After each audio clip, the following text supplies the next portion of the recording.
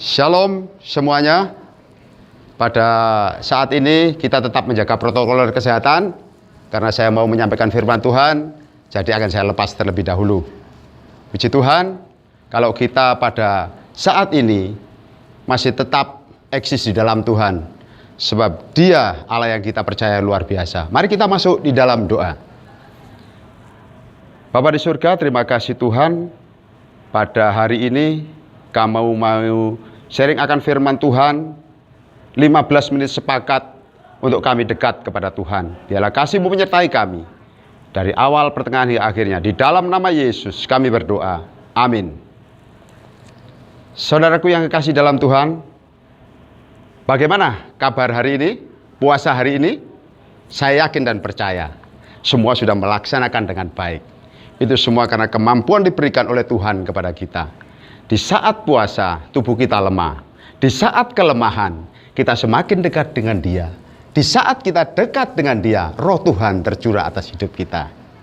Dan biarlah pagi hari ini, saya akan menyampaikan satu ayat firman Tuhan yang terambil dalam Kisah Rasul 2, ayat 38 dan 39. Saya akan bacakan.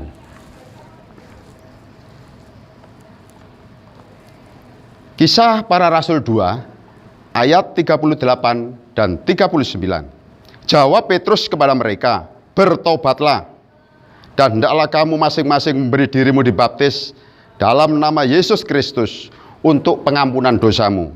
Maka kamu akan menerima karunia Roh Kudus, sebab bagi kamulah janji itu, dan bagi anak-anakmu, dan bagi orang-orang yang masih jauh, yaitu sebanyak yang akan dipanggil oleh Tuhan Allah kita. Tuhan memberkati. Saudaraku yang kasih dalam Tuhan, kita tahu bahwa ayat ini, di note ayat ini, kita tahu apa yang terjadi sebenarnya, yaitu pada saat itu Tuhan Yesus sudah bangkit setelah disalibkan. Tuhan Yesus sudah naik setelah Dia disalibkan. Tetapi sebelum naik ke surga, Tuhan Yesus berjanji kepada seluruh murid-muridnya, seluruh pengikutnya, bahwa nanti akan datang penolong yang setia, yaitu Roh Kudus. Dan firman Tuhan kepada murid-murid, kalau Roh Kudus turun atas kamu, maka kamu semua akan punya kuasa. Demikian juga Bapak Ibu Saudara. Kalau Roh Kudus turun atas Bapak Ibu Saudara dan saya, kuasa itu pasti dinyatakan. Saudaraku yang kasih dalam Tuhan, dan kita tahu saat itu adalah saat Pentakosta, yaitu dalam bahasa Ibrani Yunani sana dikatakan Pentakosta adalah hari yang ke-50. Hari ke-50 di mana Tuhan akan curahkan kuasanya. Tuhan akan berikan janjinya, yaitu seorang penolong, yaitu Roh Kudus yang telah dinanti-nanti. Dengan adanya Roh Kudus, maka Petrus berani berkhotbah. Petrus ada kuasa. Saat itu disaksikan oleh banyak orang Yahudi, yang notabene adalah orang Israel yang masih menanti kedatangan Mesias. Saat itu mereka naik ke tingkat, kemudian mereka berdoa dan roh Tuhan seperti lidah-lidah api ada di kepala mereka masing-masing. Dan orang Yunani, orang Yahudi tahu saat itu bahwa mereka menganggap mereka adalah pemabuk. Tetapi oleh kuasa roh itu, sehingga firman Tuhan disampaikan, bertobatlah dan hendaklah kamu masing-masing memberi dirimu dibaptis dalam nama Yesus. Maka kamu akan menerima karunia Roh Kudus.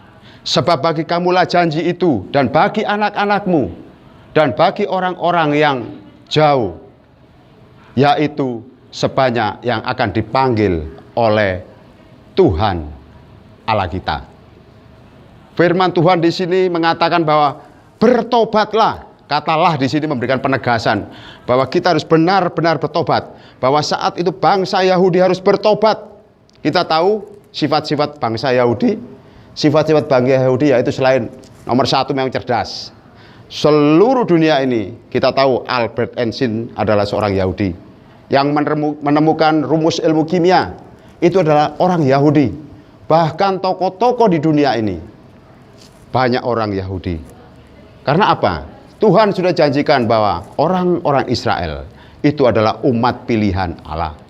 Tetapi ada kekurangannya, yaitu selalu minta bukti. Dia tidak akan melakukan hal-hal yang diperintahkan Tuhan kalau dia tidak ada bukti. Dia selalu meminta, dan dia selalu meminta buktinya. Saudaraku yang kasih dalam Tuhan, kalau Bapak Ibu Saudara tahu bahwa 2000 tahun yang lalu Tuhan Yesus telah bangkit dan roh Tuhan sudah dicurahkan. Seperti saat ini juga bahwa roh Tuhan tercurah atas kita.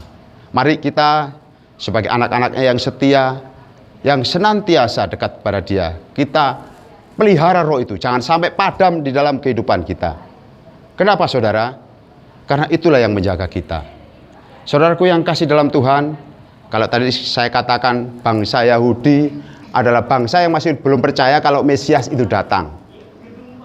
Maka itu, saudaraku yang kasih dalam Tuhan, dia selalu menanti-nantikan kedatangan Mesias.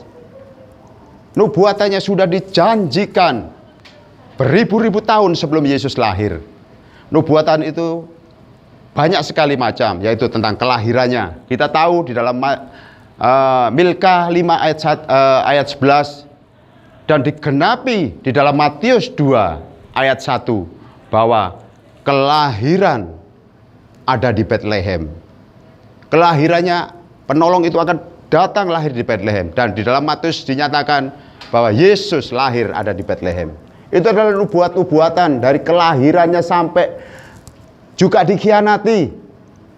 Juga ada bagaimana dia dikhianati di dalam Zakaria 11 ayat 12, bahwa seseorang akan meminta upah, yaitu 30 sikal dari keping perak itu. Dan juga digenapi di dalam Ibrani 7 ayat di dalam Matius 26 ayat 14, bahwa dia dikhianati dan Yudas Iskariot menjual dia dengan 30 keping perak. Itu adalah suatu penggenapan, bukti-bukti. Tetapi umat Yahudi masih belum percaya. Bapak Ibu Saudaraku yang kasih dalam Tuhan, Bapak Ibu adalah orang-orang yang percaya. Marikah kita tumbuhkan, mari kita bangkitkan roh itu, kita nyalakan, jangan sampai padam di dalam kehidupan kita. Seluruh manusia, firman Tuhan katakan, sebab manusia telah berbuat dosa dan kehilangan kemuliaan Allah.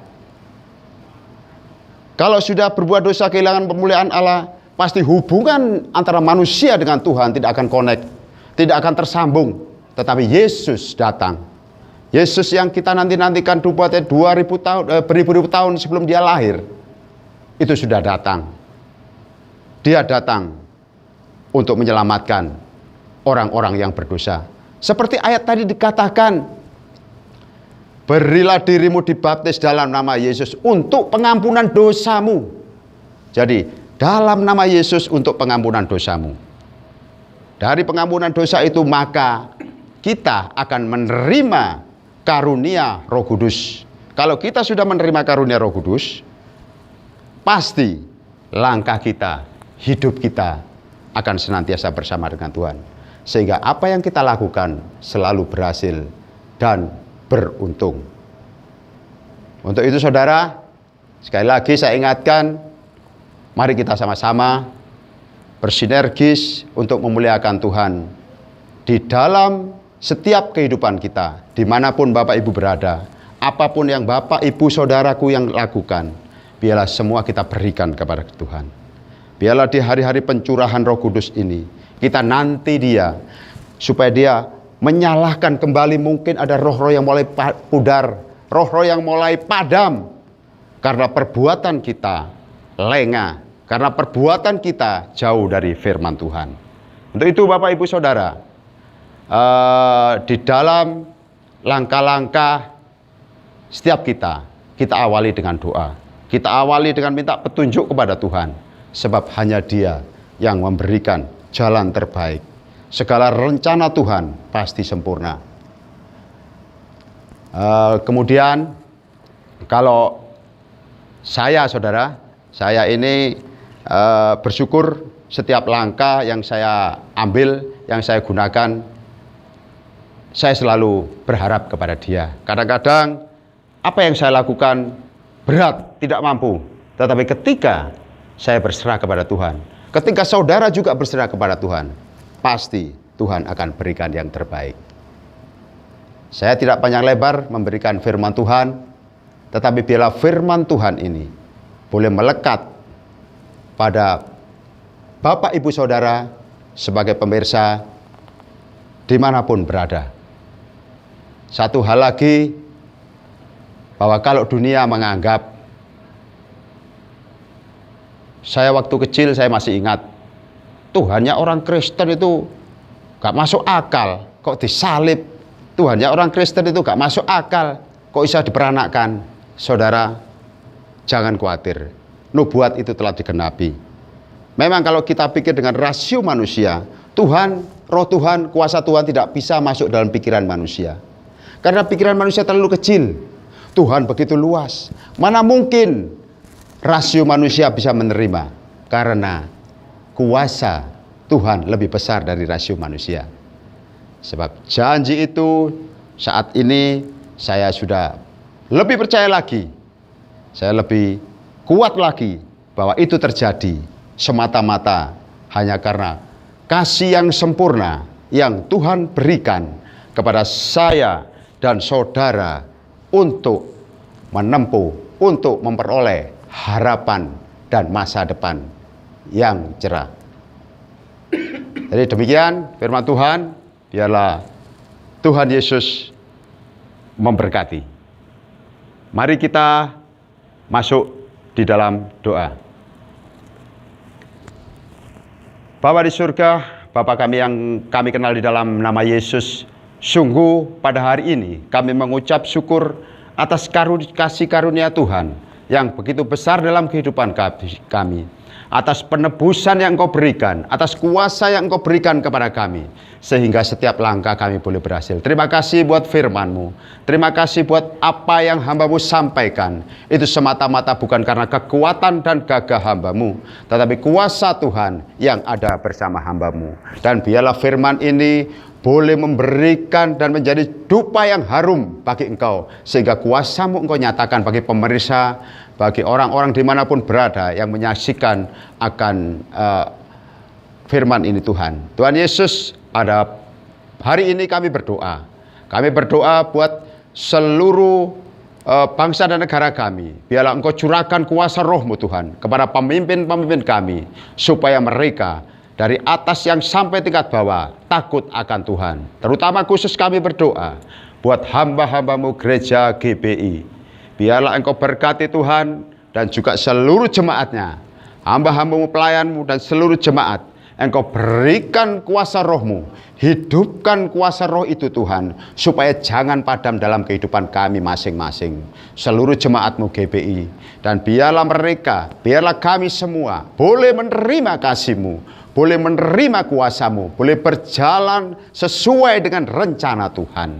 Mari Tuhan, khusus gereja kami GBI Sentro, Engkau pakai setiap hamba-Mu, berikan pertolongan-Mu, apapun yang terjadi, apapun yang dilakukan, semua untuk hormat kemuliaan-Mu. Pelayan-pelayan-Mu Engkau berikan hikmat, kasih karunia, akal budi, kecukupan, kesehatan, kekuatan, seluruhnya di masa pandemi ini Tuhan. Kami mohon kuasa darah-Mu menyelimuti kami, supaya kami boleh Tuhan menjadi kuat, boleh menjadi antisipasi dalam kehidupan kami sebagai pelindung kami, untuk kami melakukan tugas kami, sehingga penyakit apapun tidak dapat hinggap dalam kehidupan kami. Di dalam nama Yesus, biarlah ini terjadi. Di dalam nama Yesus kami percaya kuasa-Mu. Terima kasih Bapa, terima kasih. Kami serahkan semuanya ini ke dalam tangan Tuhan. Hanya di dalam nama Tuhan Yesus kami berdoa dan mengucap syukur. Amin. Terima kasih Bapak Ibu Saudaraku yang kasih dalam Tuhan. Sampai ketemu di dalam 15 menit. Sepakat dan ingat, tetap jaga protokoler kesehatan. Pakailah masker kalau Bapak Ibu keluar dan kemanapun pergi, supaya kita juga mengikuti aturan pemerintah untuk menggunakan masker, cuci tangan, senantiasa sesering mungkin. Tuhan Yesus memberkati.